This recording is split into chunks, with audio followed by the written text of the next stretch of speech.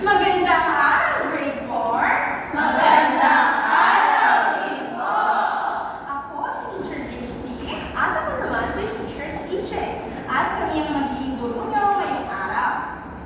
Handa na ba kayong matuto ngayong araw? Opo! Handa na ba kayong makinig ngayong araw? Opo! Kung kayo ay handa na, bago kayo tuluyang dumako sa ating paksang pag-aaralan ngayong araw, tayo muna ay aamit at sasayaw. Alam niyo ba ang awit at sayaw na 8-8? Opo! Kung gano'n, kami muna ang gagawa, pagkatapos ay sabay-sabay natin gagawin. Makinig na mabuti. Opo! Mga bata?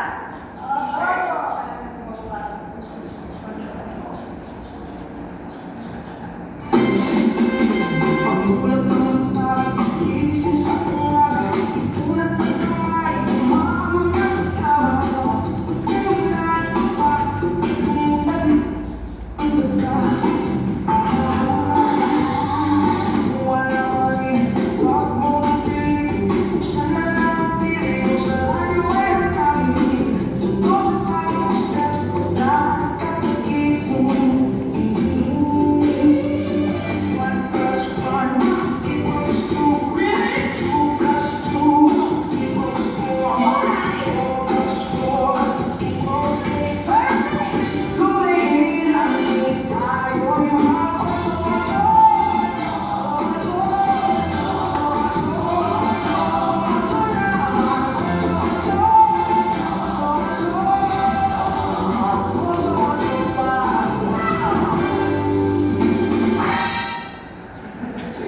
At yan ang halimbawa ng 8-8. Ngayon maaari makinig tayo mga bata sa pagkakagawin natin ito.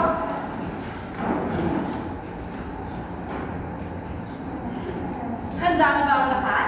Opo! Gano'n atin ang sisimulan.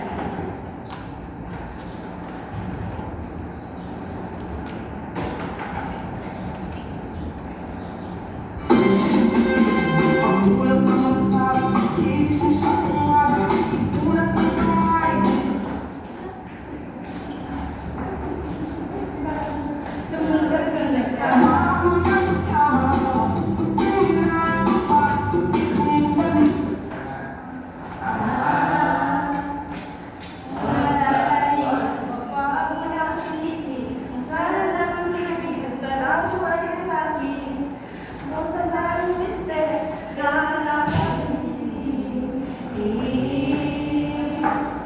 One plus one equals two.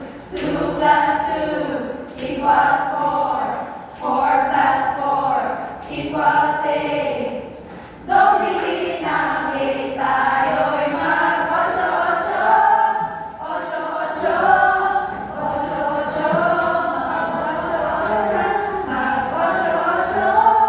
8-8. Mag-8-8 na. Mahusay mga bata.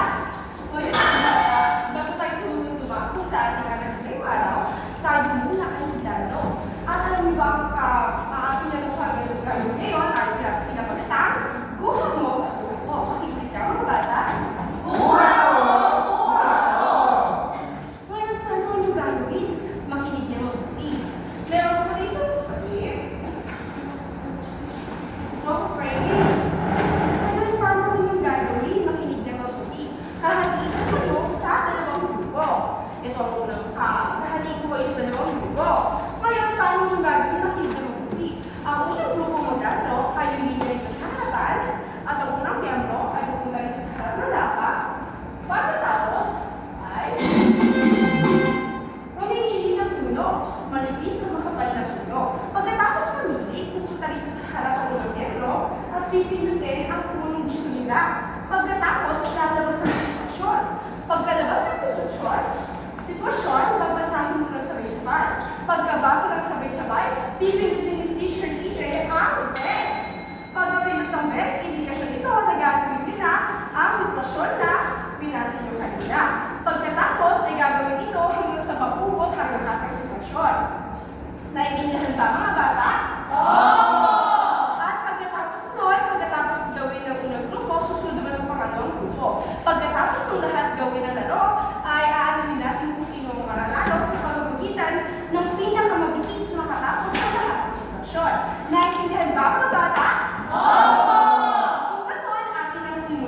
Ito ang unang grupo at ito naman ang pangalawang grupo.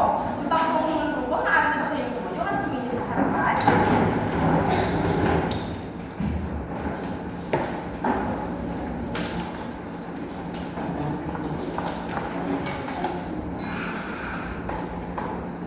Ngayon mga bata, pag inangat ko ang building Manila, ibig sabihin ang iyong ginawang sitwasyon ay tama. Kapag naman wala ang inangat ko, ibig sabihin ang sitwasyon na ginawa nyo ay mali. Ngunit pagtaas ko ng balita naman dito ay maaaring kayong bumalik sa susunod sapagkat ang susunod na mag-aral ang siyang tutulong. Ngayon naiintindihan ba mga bata? Opo! Ngayon tayo ay magsimula. Maaari ka lang pumunta dito. Anong pipiliin yung ulo? Yung makapal. Ngayon, masabi yan sabay-sabay. Dalawang aso na tumatahol. Ano yung magsimula? Ay. Ang mga bata, maaari natin po kumila sa gilid para makita ang kaaral ninyo o mga kapag-aral ninyo. Ngayon, nasusunod ko na sa paano ka na kami pumunta. Basahin niyo sabay-sabay. Tatlong pusa na umiiyaw at isang aso na tumatahol. Ano pinagawin?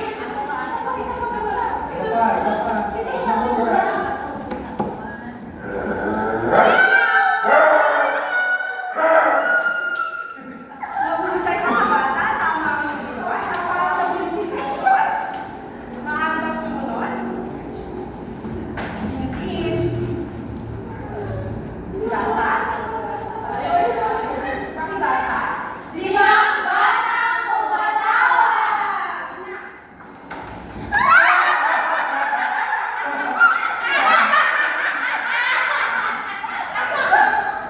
Mahusay mga bata. Tama ang ginawa. Ngayon, ang inyong oras ay 1 minuto at 1 minuto lamang. Ay maaari na kayong umupo. Ang susunod na grupo, maaari ba kayong tumayo? At hindi na sa gilid lamang. Tandaan, pagkapindot ko ng bell, ibig sabihin ay pinaunahan na kayo dito sa harapan na gawin ang sitwasyon. Okay, naiintindihan ba mga bata? Opo! Kung gano'n, maaari na pumunta dito sa harapan ng mga miyembro. Pakibasa sabay-sabay. Dalawang palakan na bumuhok at tatlong manok na bumuhok. Maaari kayo magsimula.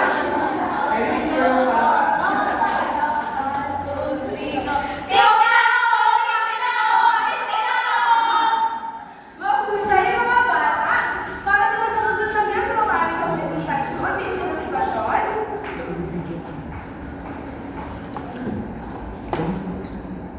Pakibasa sabay-sabay.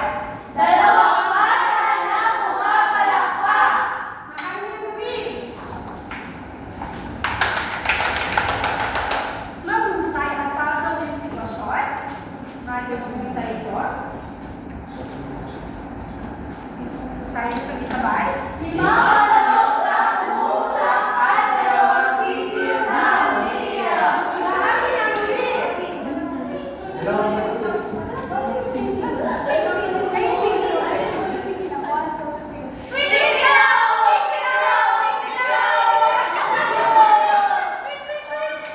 Mahusay mga bata. Ngayon, maaari na kayo. Ang pangalawang grupo ay nakatapos ng sitwasyon sa oras na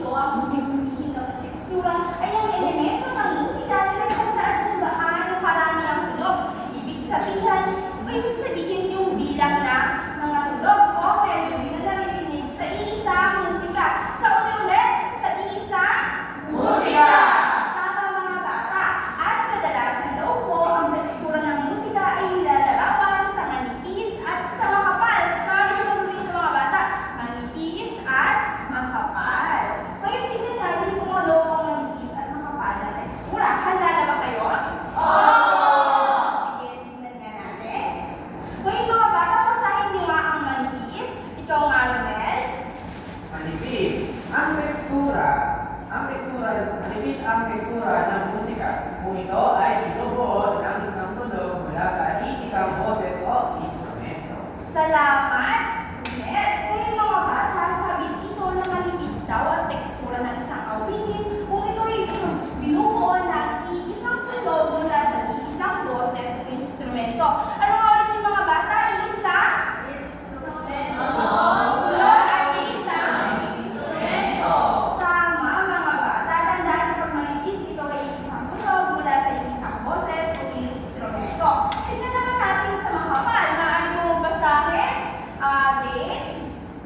Kapag ang musikang naririnig ay binubuo ng dalawa o higit pang mga tinig o tunog, ang tekstura nito ay makakal. Tama, maraming salamat din. Ngayon mga bata, kapag sinabi doon natin makapal na tekstura, ang ibig sabihin natin doon ay binubuo ng dalawa o higit pang tunog. Ngayon mga bata, ano ulit ang binubuo ng makapal na tekstura? Ayan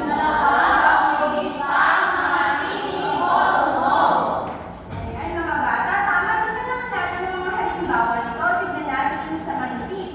Manipis mga bata, ito ay halimbawa ng isang notebook natin na ginagamit natin sa ating pag-aaral at sinusulatan natin. Ulit mga bata, ano ito ang nakikita niyo sa larawan? Notebook, tama. Tignan naman natin kung ano ang tunog ng manipis kapag ito ay pinatugtog na. Pakinggan natin mabuti mga bata. Walang magiliw, pelas ang pinangalan, alam ng puso, sa dibdib mo'y buhay, lupang hinirang, luyan ka ng magiging. Ayan mga bata, yun po ang halimbawa ng manipis, ang pagkanta ni Lea Salonga na nag-iisa lamang siya sa kanta Lupang Hinirang o Pambansang Awit natin. Ulitin mga bata na kapag manipis, ito ay binubuo ng isang tunog mula sa isang boses o instrumento. Halimbawa ng manipis ay parang isang pad na manipis, isang notebook na manipis, isang punong matayog na mataas at manipis, at isang ulo ng giraffe or leeg ng giraffe na manipis or pahaba. Tingnan naman natin mga bata kapag ang tinalakay natin ay makapal. Ngayon mga bata, pag makapal po, ito ay isang halimbawa ng libro na makapal na ginagamit natin sa ating pag-aaral. Ngayon tingnan naman natin kung ano ang halimbawa nito kapag ito ay narinig na natin. Handa na ba kayo? Gently down the stream, life is but a dream. Morning bells are ringing your book, gently down the stream. Life is but a dream. Ayan mga bata ang halimbawa ng tekstura. Ilan ang naririnig yung taong kumakanta? Tama, dalawa. At mga bata, ito ay makapal dahil ito ay binubuo ng dalawa o higit pang tinig o tulog ng tekstura. At ang mga halimbawa nito ay isang kahoy na makapal na nangyari sa malaking puno, isang libro na makapal, punong malaki at makapal at mataba, at isang namang elepante na malapad at makapal.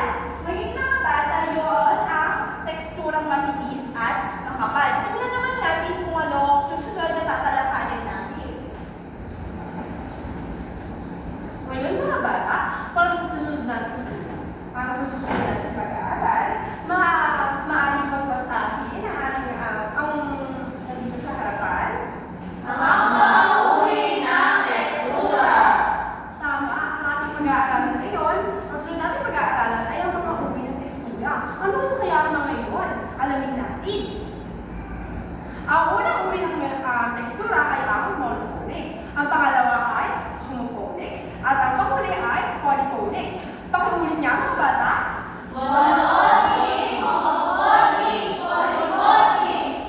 Ngayon, unahin natin alamin kung ano nga ba ang ibig sabihin ng monophonic.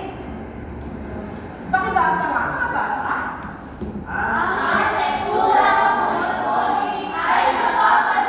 Sa mga komposisyon na may isang himig na musika na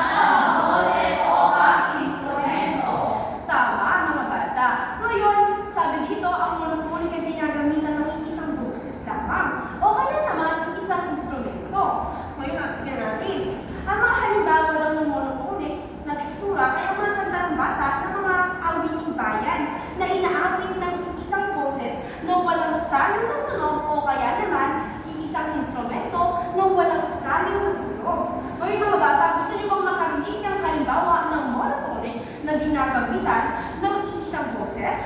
Kung ganon, pagkikin natin ang chikading. Ganito lamang siya. Chikading, chikading, lilipad-lipad. Chikading, chikading, lilipad-lipad. May dalawang chikading na tumakbo sa sanga. Lumipad ang isa ang natira. Chikading, chikading, lilipad-lipad. Chikading, chikading, lilipad-lipad. May isang chikading na tumakbo sa sanga. Lumipad ang isa, wala nang natira. Chikading, chikading, lilipad-lipad. Chikading, chikading, lilipad-lipad. At yan ang halimbawa ng monophonic na ginagamitan ng iisang boses. Ano naman ang monophonic na ginagamitan ng instrumento o ng iisang instrumento? Ito ang pandaguhan, pakinggang mabuti.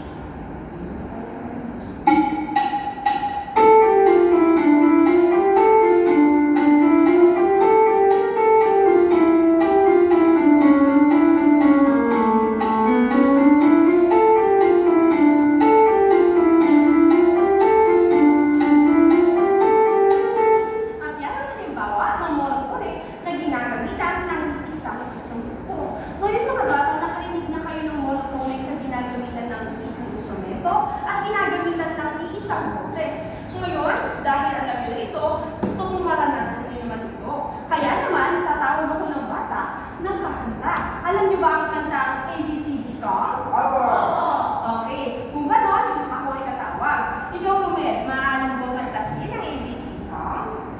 A, B, C, D, E, F, G, H, I, J, K, L, M, N, O, P, Q, R, S, T, U, V, W, X, Y, and Z. No, I, O, I. Mahusay, Rumed. Palakpakan niyo nga si Rumed. Yan ang halimbawa ng monophonic. Ulitin ko, ang monophonic ay ginagamitan ng isang instrumento at isang boses. Alam niyo bang kagaya ko ng punong ito? Ginagamitan ng isang boses. Nag-iisa lamang siya, hindi ba? Wala siyang bunga. Kaya yan ang isang halimbawa ng monophonic. Pero gumawa naman tayo sa susunod ng halimbawa ng tekstura o isang punong tekstura. Homophonic. Pakibasa nga ng sabay-sabay. Ang teksturang homophonic ay binubuo ng dalawang patong ng tunog. Isang mula sa melody, kadalasan mula sa boses ng mga awit. At ang isa naman ay mula sa isang instrumento pansaling sa melody. Tama. Kung kanina ang monophonic ay ginagamitan ng isang boses at ng isang instrumento, dito naman ginagamitan itong dalawa ng magkasamang boses at ng instrumento na tinatawag nating melody. Ano ang halimbawa? Makinig ng mabuti. Ito ang Bahay Pugo. Bahay ko,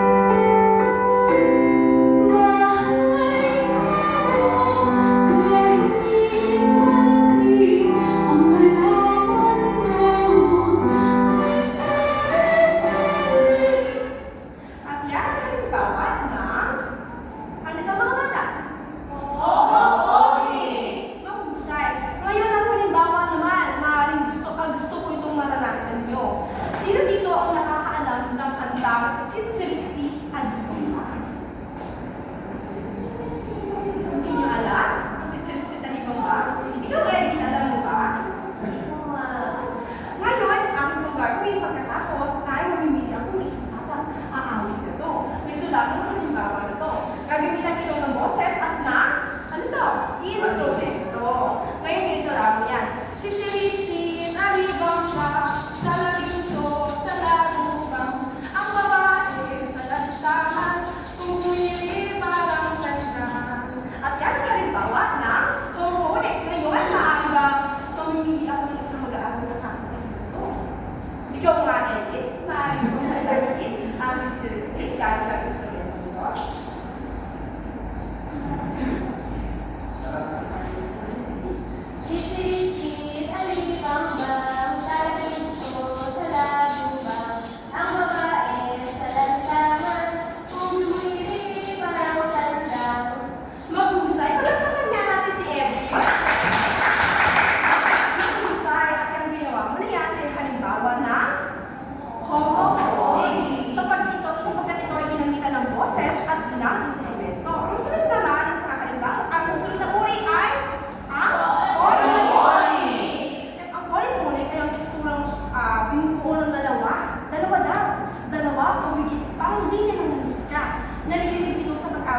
run song at ng partner song.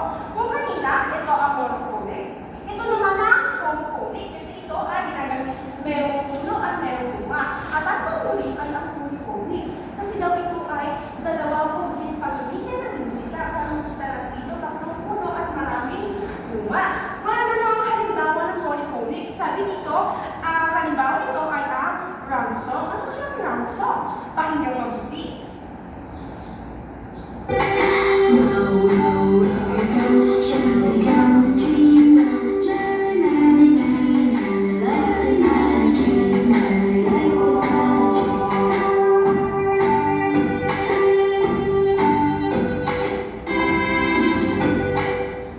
At yan ang halimbawa ng round song. Kung mapapansin nyo, natapos na ang unang kanta. Ngunit may sumunod pang mga mag-aaral o mga bata na kumakanta. Ito ay tinatawag natin round song. Ngayon, ang sunod naman na yung halimbawa ng polyphonic ay yung partner song. Ano ito ba ang partner song? Hindi po! Para inyong malaman, gagawin namin ng teacher JC. Pagkatapos, ay sabay-sabay natin gagawin. Naintindihan ba mga bata? Oo! Kung gano'n, makinig ng mabuti.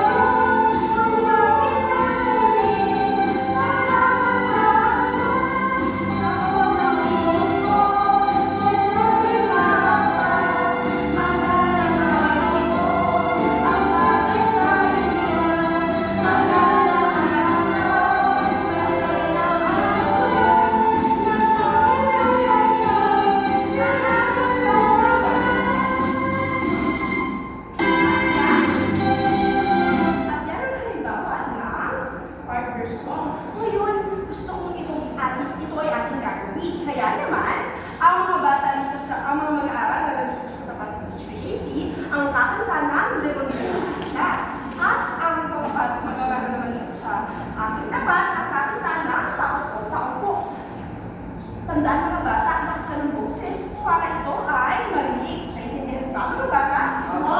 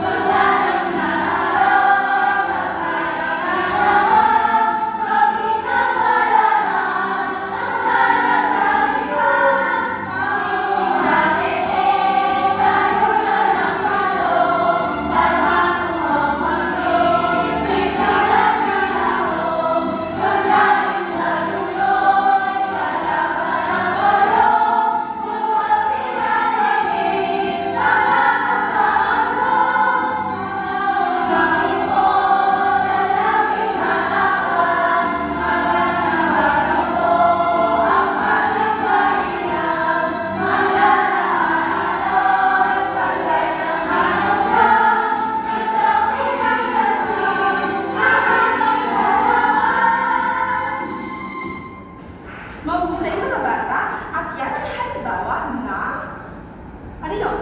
Polyphonic. Hindi mo, narito ang halimbawa. Ito ay puno ng maraming bunga at maraming hindi. Ngayon, upang inyong matanda ang mabuti, tayo ay aawit. Upang inyong maintindihan mabuti, ganito lamang yan.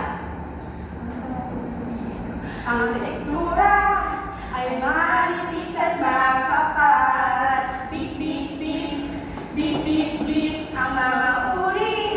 Holo-holo at poli. Beep, beep, beep. Beep, beep, beep. Para matuto, makinig ng mabuti. At yan ang awit na yun. Ayan ang awit na maaari niyong ulit-ulitin upang inyong tuluyang maintindihan ang ibig sabihin ng tekstura. itsura at ang mga iba't ibang uri ng pistura. Ngayon, ano ba? Ngayon mga